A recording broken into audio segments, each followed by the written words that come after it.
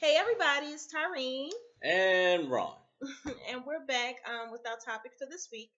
This week, we decided to choose the topic feeding your marriage consistently. And what would that mean? So, basically, what we mean by feeding your marriage, it's very important to do the things that are going to help you in your marriage, not just on the short term, but on the long term as well. Some of the things that we've learned throughout the years is that it's important to surround yourself with like minded people.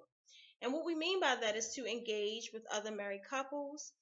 If your church offers a marriage ministry, to be a part of that as well.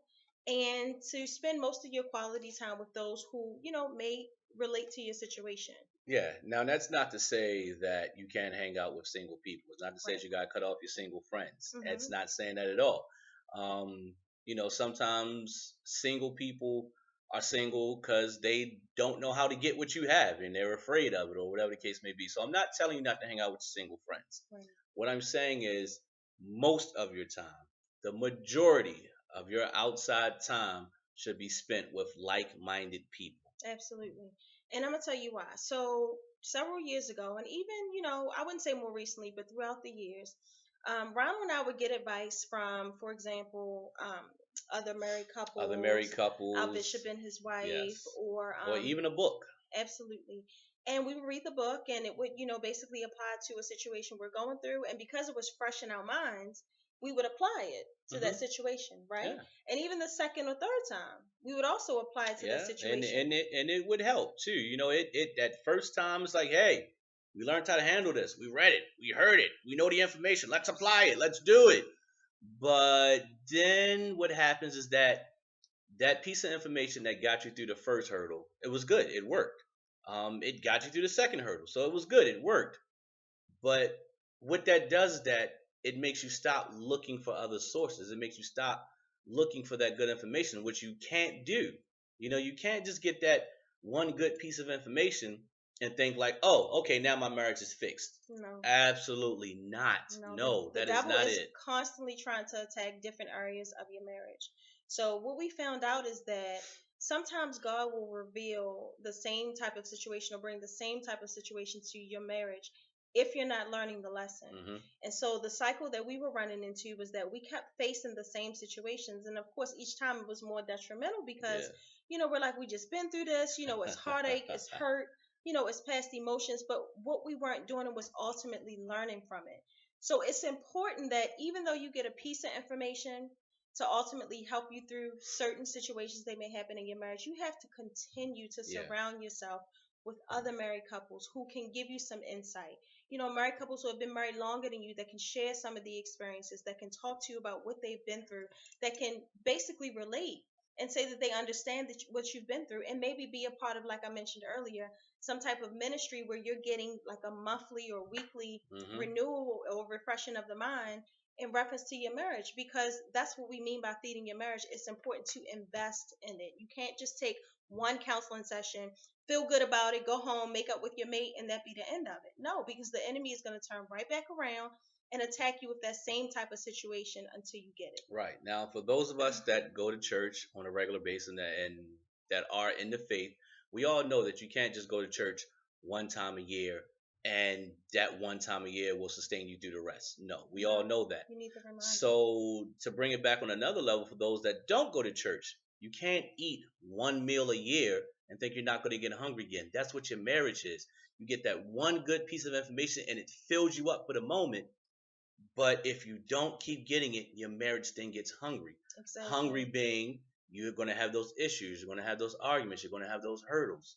That's that hunger that keeps coming back in every marriage. So the meal is that good information, that marriage counseling, that monthly meeting, that whatever the case may be. So guys, I know we're a little intimidated to hear that word therapy, but therapy doesn't necessarily mean something's wrong.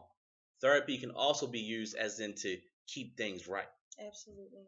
And so, women, I just want to give a little bit of insight. Like, typically, we are driven by our emotions. And so, a lot of the situations we have with our husbands, we tend to fall back and default to, well, this is how we are. We're emotional. Well, when you're feeding your marriage, you tend to learn that you have control.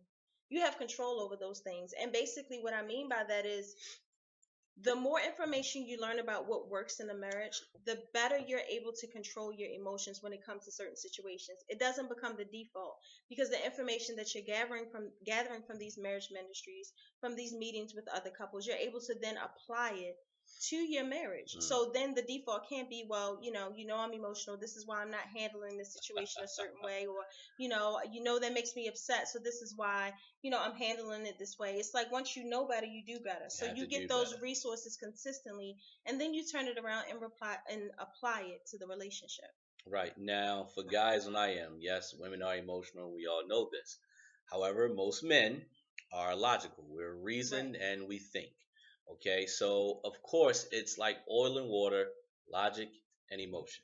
All right. So, guys, what we tend to do is that we try to understand our wives. We try to understand their emotions. We try to understand why she may be crying or understanding why she may be overwhelmed. That's not always the right approach. Okay. Sometimes as men, as that logical thinker, we have to kind of step back and go, it doesn't make sense, but my wife clearly needs me emotionally. Absolutely. So sometimes we have to get out of our logic, what makes sense to us, that 1 and 1 plus equals 2. We have to get out of that and just be there for them, not to understand them. Okay. Because you never will. Oh my God. Okay. You never will. But you have to learn how to be there for her. When she's crying, okay, the situation to you may not seem that bad to cry over. Okay, logically thinking about it, you're like, oh my God, why is she crying? Like it's the end of the world. Your job isn't to understand that. Your job isn't to understand why. Your job is just to be there for her and console her and say, baby, it'll be all right. I'm going to work through it with you. Absolutely. In your mind, you have no idea what's going on, but you're giving her that sense of fulfillment, of affection and love, and that safe feeling that she wants from her mate. Yep. And the reason why this is important that he brought this up is these are one of the tools that he's learned with consistently surrounding himself with other married couples. Yeah. From hearing from other men who've been married, for several years beyond our years, 20, 30 years, who can actually get back and say, I've been where you are.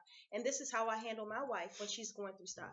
And I think the key too is like sometimes when we're going through something, I may react, but just because you don't react the way that I want you to, it's the end of the world. So now because he's not responding the way that I want him to respond, then I'm done. I'm no longer doing what I know what to do best. Women, it's our jobs to be the best wives we can be. And when he's not doing the things that you feel like you need for him to do, you pray about it. You go to God for him because your faith is in God. And ultimately, God will convict him and get him to see what it is that he needs to do in that situation for you. Right. So to be clear on that, guys and ladies, it's not my job to change her. It's not her job to change me. Right. Okay. Now, of course, genuinely loving each other, the things that we may suggest, the things that we may be trying to change about each other is for the better, because I want what's best for her and she wants what's best for me. But the best way to go about that is to pray for one another. Absolutely. Okay. You pray that change is put on their heart. You pray that their mind is open to it. You pray that their heart is open to it. But to just continuously beat someone in the head like, no, you're doing that wrong, or no, that's the immature way to handle it. All you're doing is making that situation worse and pushing that other person away. Yeah. Okay, the best thing you can do, just pray for your mate. Talk to them. Let them know how you're feeling. I cannot stress enough how communication is the key. Absolutely.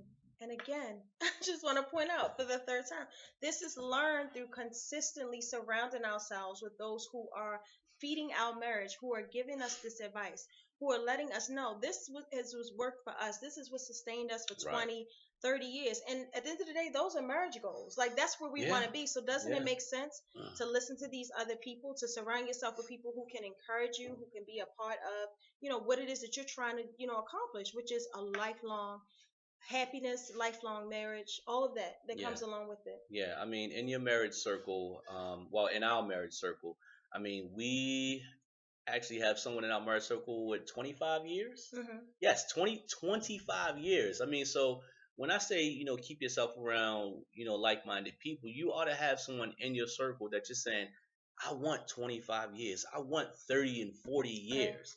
Right. I mean, right now we're at 13 and people are looking at us like, oh my God, how did y'all do that? Mm-hmm. And to be honest with you, for the first 5, we weren't sure that we were going to make 13. Exactly. Okay. And that's just the reality of it. You know, we're not making this video not having gone through things, not having broken up, not having yelled at each other, said just totally the wrong thing to each other.